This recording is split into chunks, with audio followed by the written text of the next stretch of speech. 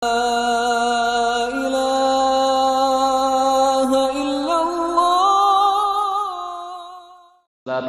अला अशरफिल अंबिया वल मुरसलीन व अला आलिहि व सहबिहि अजमाइन अम्मा बाद। अऊज़ु बिल्लाहि मिनश शैतानिर रजीम बिस्मिल्लाहिर रहमानिर रहीम। व क़ाल ar-रसूल या रब्बी इन्ना क़ौमी इत्तख़ज़ू हाज़ल क़ुरआन महजूरा व क़ाल नबी सल्लल्लाहु अलैहि वसल्लम अद-दीनुन नसीहा। रवाहु मुस्लिम। हर किस्म की हम्द व सना बड़ाई और बुज़ुर्गी अल्लाह रब्बुल आलमीन के लिए है, जिसकी तौफीक से हम लोग यहाँ इकट्ठे हुए हैं। दरूद व सलाम हो अंबिया कराम पर, खुसूसी तौर पर आखिरी नबी मोहम्मद रसूलुल्लाह सल्लल्लाहु अलैहि वसल्लम पर। दुनिया के अंदर बहुत सारे मज़ाहिब पाए जाते हैं। उन मज़ाहिबों में से, उन दीनों में से एक दीन इस्लाम है, जो दुनिया के तमाम मज़ाहिब में सबसे बेहतरीन दीन इस्लाम है। इसलिए कि ये दीन एक ऐसा दीन है जहाँ अल्लाह रब्बुल आलमीन और उसके रसूल सल्लल्लाहु अलैहि वसल्लम लोगों के साथ खैरखाई करने का हुक्म देते हैं। सही मुस्लिम शरीफ की रवायत है, हज़रत अबू रुक़ैया तमीम बिन अवसदारी रज़ियल्लाहु ताला अन्हु रावी हदीस में बयान करते हैं कि अल्लाह के रसूल सल्लल्लाहु अलैहि वसल्लम ने कहा, अद-दीनुन नसीहा, दीन खैरखाई का नाम है। तो सहाबा ने फ़ौरन अल्लाह के रसूल सल्लल्लाहु अलैहि वसल्लम से सवाल किया, कुलना लिमन क़ाल, ऐ अल्लाह के रसूल ये खैरखाई किसके लिए है, ये हमदर्दी, ये वफ़ादारी किसके लिए है? तो अल्लाह के रसूल सल्लल्लाहु अलैहि वसल्लम ने बयान किया, लिल्लाहि वली किताबिही वली रसूलिही वली अइम्मतिल मुस्लिमीन व आम्मतिही, कि ये दीन जो खैरखाई का नाम है ये अल्लाह के लिए है, वली किताबिही उसकी किताब के लिए है, वली रसूलिही उसके रसूल के लिए है, और मुस्लिम हुक्मरानों के लिए है, और आम मुसलमानों के लिए है। तो दीन इस्लाम जो तमाम मज़ाहिब में सबसे बेहतरीन मज़हब है। अल्लाह के रसूल सल्लल्लाहु अलैहि वसल्लम ने कहा कि ये दीन एक ऐसा दीन है जो खैरखाई का नाम है। सबसे पहली चीज़, जिस चीज़ के लिए अल्लाह के रसूल सल्लल्लाहु अलैहि वसल्लम ने खैरखाई का हुक्म दिया वो अल्लाह के लिए, यानी ये दीन जो खैरखाई का नाम है ये अल्लाह के लिए खैरखाई का नाम है। अल्लाह के लिए खैरखाई का मतलब यानी बंदे का हक़ ये है कि दुनिया के अंदर अल्लाह रब्बुल आलमीन की वहदानियत का इकरार करे, सच्चे दिल से अल्लाह रब्बुल आलमीन की वहदानियत का इकरार करे, अल्लाह के साथ वो किसी को शरीक न ठहराए, अल्लाह रब्बुल आलमीन का हुक्म माने। अल्लाह रब्बुल आलमीन ने जिस चीज़ का हमें हुक्म दिया है उसको हम बजा लाएँ। हज़रत मुआज़ बिन जबल रज़ियल्लाहु ताला अन्हु जो अल्लाह के रसूल सल्लल्लाहु अलैहि वसल्लम के साथ थे, तो अल्लाह के रसूल सल्लल्लाहु अलैहि वसल्लम ने हज़रत मुआज़ बिन जबल रज़ियल्लाहु ताला अन्हु से कहा था कि ऐ मुआज़, क्या तुम्हें मालूम है कि बंदे का हक़ अल्लाह के ऊपर क्या है? तो हज़रत मुआज़ बिन जबल रज़ियल्लाहु ताला अन्हु ने कहा कि अल्लाह उसके रसूल ज़्यादा जानते हैं। तो अल्लाह के रसूल सल्लल्लाहु अलैहि वसल्लम ने कहा कि बंदे का हक़ अल्लाह के ऊपर यह है कि बंदा अल्लाह रब्बुल आलमीन की वहदानियत का इकरार करे, अल्लाह रब्बुल आलमीन की इबादत करे, अल्लाह के साथ वो शिरक ना करे, अल्लाह रब्बुल आलमीन के अलावा किसी को शरीक ना ठहराए। और जब बंदा ऐसा कर ले तो अल्लाह का हक़ बंदे के ऊपर ये है कि अल्लाह रब्बुल आलमीन क़यामत के दिन उस बंदे को जहन्नम के अज़ाब से बचा ले, उसे जन्नत के अंदर दाखिल कर ले। तो दीन जो खैरखाई का नाम है वो सबसे पहली खैरखाई ये है कि बंदा अल्लाह रब्बुल आलमीन की वहदानियत का इकरार करे, अल्लाह रब्बुल आलमीन का हुक्म माने, अल्लाह रब्बुल आलमीन के हुदूद से वो आगे ना बढ़े, अल्लाह रब्बुल आलमीन ने जिस चीज़ का हमें हुक्म दिया है उसको हम बजा लाएं, ये अल्लाह के साथ खैरखाई का नाम है। और आगे अल्लाह के रसूल सल्लल्लाहु अलैहि वसल्लम ने कहा, वली किताबिही, उसकी किताब के साथ खैरखाई करना। यानी अल्लाह रब्बुल आलमीन ने दुनिया के अंदर जो आसमानी किताबें नाजिल की हैं, और आसमानी किताबों में से एक किताब जो कुरान मजीद है, और ये एक ऐसी किताब है जो दुनिया के अंदर जितनी भी किताबें हैं सबसे मुअज़्ज़ज़ किताब है। और ये एक ऐसी किताब है कि बंदा इस किताब के मुताबिक अगर ज़िंदगी गुजारे तो उसे जन्नत का रास्ता ज़रूर मिल जाएगा। तो किताब के साथ खैरुखाई का मतलब यह है कि अल्लाह रब्बुल आलमीन ने जो कुरान हकीम का नुज़ूल किया, बंदे को चाहिए कि उस कुरान पर वो शको सुबह ना करे। अल्लाह रब्बुल आलमीन ने जो चीज़ें बयान की हैं उसको वो उसके बारे में वो शको सुबह ना करे और उस पर वो अमल करने की कोशिश करे। ये खैरुखाई का मतलब है। अल्लाह किताब के साथ खैरुखाई का मतलब ये है कि कुरान की तिलावत करे, उसके मानी और मफ़हूम को समझ करके वो पढ़े। अल्लाह रब्बुल आलमीन ने जो कुरान नाज़िल किया उस कुरान को वो समझ करके पढ़ें, उस पर अमल करने की कोशिश करें। लेकिन अगर बंदा दुनिया के अंदर कुरान को पाने के बावजूद भी अगर उसने अमल नहीं किया तो याद रखो क़यामत के दिन अल्लाह रब्बुल आलमीन के यहाँ जनाब मोहम्मद रसूलुल्लाह सल्लल्लाहु अलैहि वसल्लम ये शिकायत भी करेंगे, हमें जो कुरान मिली है हम कुरान की तिलावत भी नहीं करते हैं। 11 महीना गुजर जाता है, सिर्फ रमज़ानुल मुबारक के महीने में ही कुरान की तिलावत करते हैं और कुरान की तिलावत भी करते हैं तो समझ करके उसके मानी और मफ़हूम को नहीं पढ़ते हैं। तो याद रखो क़यामत के दिन अल्लाह के रसूल सल्लल्लाहु अलैहि वसल्लम अल्लाह रब्बुल आलमीन के यहाँ इसके बारे में शिकायत भी करेंगे। कुरान हकीम के अंदर अल्लाह रब्बुल आलमीन ने कहा वक़ाल रसूल या रब्बी इन्ना कौमी इत्तखज़ू हाज़ल कुरान महजूरा, कि रसूल क़यामत के दिन अल्लाह रब्बुल आलमीन के यहाँ कहेंगे कि अल्लाह ये मेरी वो कौम के लोग हैं, ये वो लोग हैं जिनको तूने कुरान दिया था, जिनको तूने कुरान अता किया था, लेकिन कुरान को इन्होंने बेफायदा समझ करके इन्होंने छोड़ दिया और इन लोगों ने कुरान की तिलावत नहीं की और इसके मानी मफ़हूम को समझ करने के पढ़ने की कोशिश भी नहीं की और ना इनके अहकामात पर अमल करने की कोशिश की। तो मालूम ये चला कि किताब के साथ खैरुखाई का मतलब ये है कि कुरान पर ईमान लाएं, कुरान के बारे में शको सुबह ना करें। अल्लाह रब्बुल आलमीन ने जिस चीज़ का हमें कुरान के अंदर हुक्म दिया है उस चीज़ को बजा लाने की कोशिश करें। यह कुरान के साथ खैरुखाई का मतलब है। तीसरी चीज़ वली रसूल ही, रसूल के साथ खैरुखाई करना। अल्लाह रब्बुल आलमीन ने तौहीद का पैगाम पहुंचाने के लिए बेशुमार अंबिया इकराम को दुनिया के अंदर मबूस किया और सबसे आखिरी नबी मोहम्मद रसूलुल्लाह सल्लल्लाहु अलैहि वसल्लम को दुनिया के अंदर मबूस किया। हमारा ये ईमान होना चाहिए कि आखिरी नबी मोहम्मद रसूलुल्लाह सल्लल्लाहु अलैहि वसल्लम अल्लाह के बंदे और रसूल हैं, जो इनके बाद कोई नबी क़यामत की सुबह तक आने वाला नहीं है। उनकी बातों पर अमल करें, उन पर ईमान लाने की कोशिश करें और जब हम ईमान लाएं तो सच्चे दिल से ईमान लाएं, ना कि सिर्फ ज़ुबान से इकरार करके फिर उसको छोड़ दें। ये मुनाफिकीन, ये मुनाफिक जो नबी अकरम सल्लल्लाहु अलैहि वसल्लम के दौर में पाए जाते थे, इन्होंने तो सिर्फ ज़ुबान से इकरार किया था, इन्होंने दिल से इकरार नहीं किया था। हम भी ज़ुबान से सिर्फ इकरार कर लिए लेकिन दिल से इकरार नहीं किए। अगर दिल से इकरार करते तो नबी अकरम सल्लल्लाहु अलैहि वसल्लम की सुन्नत की धज्जियाँ आज उड़ती नहीं जाती। नबी अकरम सल्लल्लाहु अलैहि वसल्लम की सुन्नत पर अमल करने की हम कोशिश करते।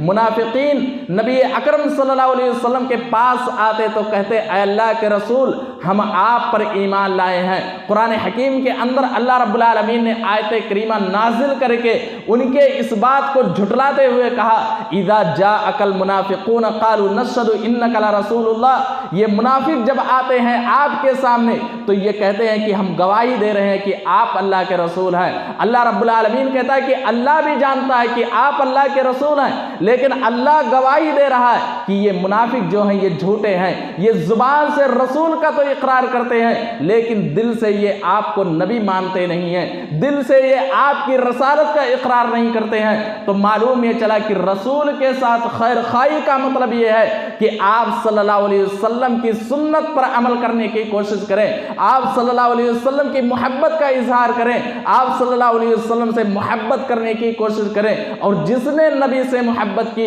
गोया कि वो क़यामत के दिन अल्लाह के नबी सल्लल्लाहु अलैहि वसल्लम के साथ जन्नत के अंदर होगा। मन अहब्ब सुन्नती फ़क़द अहब्बनी व मन अहब्बनी कान मैया फिल जन्नह। रसूल अकरम सल्लल्लाहु अलैहि वसल्लम कहते हैं कि जिसने मुझसे मोहब्बत की उसने मन अहब्ब सुन्नती, जिसने मेरी सुन्नत से मोहब्बत की गोया कि उसने मुझसे मोहब्बत की। यानी नबी अकरम सल्लल्लाहु अलैहि वसल्लम की मोहब्बत का मतलब ये है कि नबी अकरम सल्लल्लाहु अलैहि वसल्लम की सुन्नत से मोहब्बत की जाए।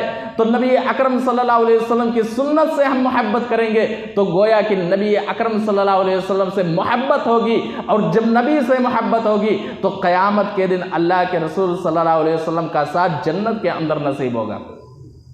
तो रसूल अकरम सल्लल्लाहु अलैहि वसल्लम के साथ खैरखाई का मतलब यह है कि नबी ने जिस चीज़ का हमें हुक्म दिया है उसको हम बजा लाएं।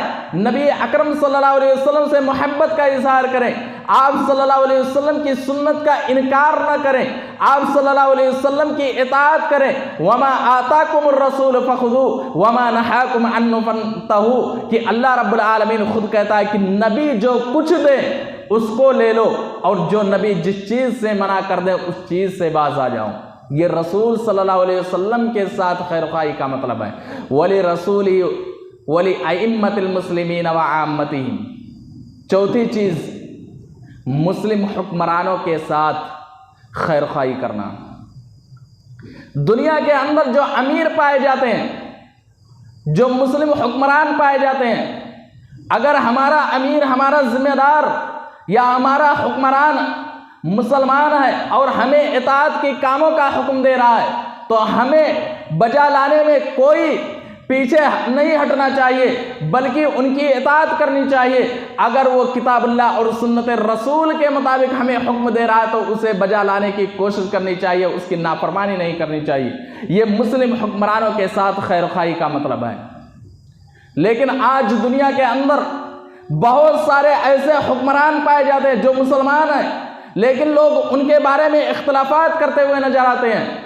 हमें मालूम है कि हमारा जो जिम्मेदार है, जो अमीर है, वो मुसलमान है, लेकिन कुछ चीज़ें हमें उसकी नापसंद आती हैं। उस नापसंदीदगी की वजह से हम जमात अलग से बना लेते हैं और माशरे के अंदर एक बहुत बड़ा फितना खड़ा कर देते हैं। हालांकि नबी अकरम सल्लल्लाहु अलैहि वसल्लम ने हमें इस बात का हुक्म दिया था कि अगर तुम्हारा कोई अमीर हो, कोई जिम्मेदार हो, कोई मुस्लिम हुक्मरान हो और अगर उसकी तरफ से कोई ऐसी चीज़ नापसंद आए, कोई ऐसी चीज़ उसकी तरफ से नापसंद आए, तो तुम्हारा ये मामला नहीं होना चाहिए कि तुम उससे अलग होकर के अलग से जमात बना लो, बल्कि तुम्हारा मामला ये होना चाहिए कि तुम सब्र करो, सब्र से काम लो।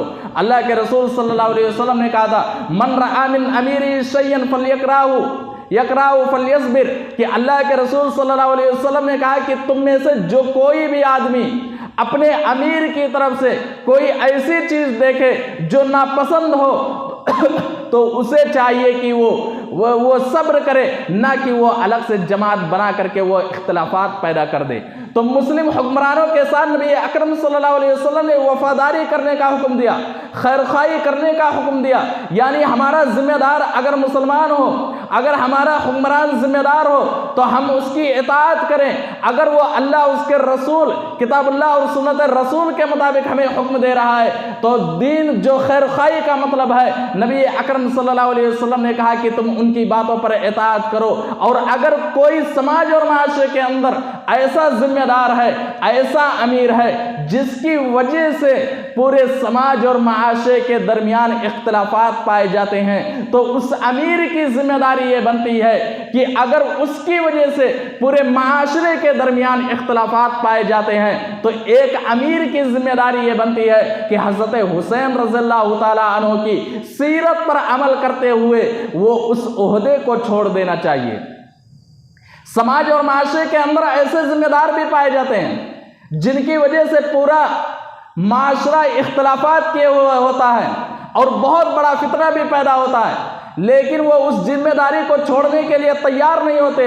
उनकी ये जिम्मेदारी बनती है कि हज़रत हुसैन रज़ियल्लाहु ताला अन्हु की सीरत पर अमल करते हुए उस जिम्मेदारी को छोड़ देना चाहिए, ताकि मुसलमानों के दरमियान इख्तलाफात ना हो और लोग आपस में मिलजुल करके रहें। हज़रत हुसैन रज़ियल्लाहु ताला अन्हु, अमीर मुआविया हज़रत हुसैन रज़ियल्लाहु ताला अन्हु अपने बाप की शहादत के बाद खिलाफत की जिम्मेदारी संभाली। हज़रत अमीर मुआविया रज़ियल्लाहु ताला अन्हु ने खिलाफत की जिम्मेदारी संभाली। दो गिरोह आपस में बढ़ गए थे। जब हज़रत हुसैन रज़ियल्लाहु ताला अन्हु ने देखा कि मुसलमानों के दरमियान खून बह रहा है और जो खून बह रहा है ये मेरे नाना की उम्मती का खून बह रहा है, ये नबी अकरम सल्लल्लाहु अलैहि वसल्लम के उम्मती का खून बह रहा है। तो हज़रत हुसैन रज़ियल्लाहु ताला अन्हु ने अपने भाई हसन के हाथ को पकड़ करके और अमीर मुआविया रज़ियल्लाहु ताला अन्हु को बुला करके अपने बाप के कुर्सी पर बिठा करके कहा, आए अमीर मुआविया, आज के बाद तुम हमारे जिम्मेदार हो। दुनिया के अंदर जो मुसलमान पाए जा रहे हैं उन मुसलमानों के अमीर तुम हो। आज ये खिलाफत की जिम्मेदारी हम छोड़ने के लिए तैयार हैं। तो उन्होंने मसलहत को देखते हुए उन्होंने खिलाफत की जिम्मेदारी छोड़ करके मुसलमानों को आपस में मिला दिया था ताकि मुसलमान इख्तिलाफात में ना पाए जाएं। तो समाज और माशरे की जिम्मेदारी ये बनती है कि अगर हमारे माशरे के अंदर ऐसा जिम्मेदार पाया जाता हो जिसकी वजह से पूरा माशरा इख्तिलाफात किए हुए हो, तो उस जिम्मेदार की ये जिम्मेदारी बनती है कि हज़रत हुसैन रज़ियल्लाहु ताला अन्हु की सीरत पर अमल करते हुए उसको ये जिम्मेदारी छोड़ देना चाहिए। इसी का नाम खैरखाई है। आखिरी चीज, आम मुसलमानों के साथ खैरखाई करना। दुनिया के अंदर जो अल्लाह उसके रसूल पर ईमान रखता हो, जो अल्लाह की वहदानियत का इकरार करता हो, ला इलाहा इल्लल्लाह मुहम्मद रसूलुल्लाह सल्लल्लाहु अलैहि वसल्लम का जिसने इकरार किया हो, तो हमारी जिम्मेदारी बनती है कि हम उस मुसलमान के साथ खैरखाई करें। दुनिया के किसी कोने में कोई भी मुसलमान पाया जा रहा हो, अगर वो परेशानी में मुब्तला हो, अगर वो मुसीबत में मुब्तला हो, तो अगर हम माल के ज़रिए से या किसी और तरीके से मदद नहीं कर सकते हैं तो हमारी जिम्मेदारी बनती है कि हम उस मुसलमान के लिए अपनी ज़ुबान से अल्लाह रब्बुल आलमीन से दुआएं करें। क्यों? इसलिए कि नबी अकरम सल्लल्लाहु अलैहि वसल्लम ने मिसाल दे करके समझाया था, मतलुल मुमिनीन फी तवाद्दिहिम व तराहुमिहिम व तआतुफिहिम, कि मोमिन की मिसाल आपस में मोहब्बत करने के ताल्लुक से और रहमदिली करने के ताल्लुक से, नरमी करने के ताल्लुक से एक जिस्म के मानिंद है। जिस तरह जिस्म के किसी हिस्से में जब चोट लग जाती है, जब कोई जख्म पहुंचता है तो पूरा जिस्म दर्द से कराहने लगता है, इसी तरीके से दुनिया के अंदर किसी कोने में अगर मुसलमान परेशान है तो उसकी परेशानी को अपने दिल के अंदर महसूस करना चाहिए। जिस्म के अंदर कहीं भी चोट लगती है पूरा जिस्म दर्द से कराहने लगता है, दर्द से कराहने लगता है। तो दुनिया के किसी भी कोने में हमारा मुसलमान परेशान हो तो उस परेशानी को अपने दिल में महसूस करते हुए अल्लाह रब्बुल आलमीन से दुआएं करनी चाहिए। ये आम मुसलमानों के साथ खैरखाई करना है। हमारे समाज और माशरे के अंदर अगर बीमार हो कोई मुसलमान तो उसकी तीमारदारी करना चाहिए। कोई बड़ा इंसान हो तो उससे मोहब्बत करना चाहिए, कोई बड़ा इंसान हो तो अदब करना चाहिए, छोटा इंसान हो तो प्यार से पेश आना चाहिए। ये खैरखाई का मतलब है। हज़रत जरीर बिन अब्दुल्लाह रज़ियल्लाहु ताला अन्हु जब नबी अकरम सल्लल्लाहु अलैहि वसल्लम से ये बात सुनी थी, हज़रत जरीर बिन अब्दुल्लाह रज़ियल्लाहु ताला अन्हु ने जब नबी से ये बात सुनी कि अल्लाह के रसूल सल्लल्लाहु अलैहि वसल्लम ने कहा कि दीन खैरखाई का नाम है और खैरखाई का मतलब ये है कि तुम आम मुसलमानों के साथ वफादारी करो, खैरखाई करो, तो हज़रत जरीर बिन अब्दुल्लाह रज़ियल्लाहु ताला अन्हु ने अपने ज़िंदगी के हर मोड़ पर उन्होंने खैरखाई का काम किया था। हाफिज़ तबरानी रहमतुल्लाह कहते हैं कि एक मरतबा हज़रत जरीर बिन अब्दुल्लाह रज़ियल्लाहु ताला अन्हु ने अपने ग़ुलाम को वो घोड़े खरीदने के लिए भेजते हैं, घोड़े खरीदने के लिए भेजते हैं। गुलाम घोड़ा खरीदने के लिए जाता है, 300 दिरहम में वो घोड़ा खरीद करके और मालिक को भी हज़रत जरीर बिन अब्दुल्लाह रज़ियल्लाहु ताला अन्हु के पास आता है। हज़रत जरीर बिन अब्दुल्लाह रज़ियल्लाहु ताला अन्हु जब घोड़े को देखते हैं तो कहते हैं कि ये घोड़ा तो 300 दिरहम का नहीं लग रहा है, ये इससे कई ज़्यादा महंगा लग रहा है। हज़रत जरीर बिन अब्दुल्लाह रज़ियल्लाहु ताला अन्हु की वफादारी देखो, खैरखाई देखो। जब उन्होंने घोड़े को देखा तो उन्हें पता चल गया कि हो ना हो ये मालिक किसी मजबूरी के तहत ये घोड़ा बेच रहा हो, सस्ते दाम में किसी मजबूरी के तहत बेच रहा हो। हज़रत जरीर बिन अब्दुल्लाह रज़ियल्लाहु ताला अन्हु ने मालिक से कहा, आए मालिक, क्या तू इस घोड़े को 400 दिरहम में देना पसंद करते हो? उसने कहा हाँ। हज़रत जरीर बिन अब्दुल्लाह रज़ियल्लाहु ताला अन्हु ने कहा, क्या तुम इसे 500 दिरहम में देना पसंद करते हो? उसने कहा हाँ। यहाँ तक कि 800 दिरहम में उस घोड़े को उन्होंने खरीद लिया। यानी 300 दिरहम में जो उस आदमी ने घोड़ा बेचना शुरू किया था, हजरत जरीर बिन अब्दुल्लाह रज़ियल्लाहु ताला अन्हु को ये पता था कि ये घोड़ा मार्केट में 800 दिरहम से कम नहीं बिकने वाला है। इन्होंने खैर खाई करते हुए उस घोड़े को 300 दिरहम में नहीं बल्कि 800 दिरहम में उन्होंने उस घोड़े को खरीद लिया। आज समाज और माशरे का जायजा ले लो।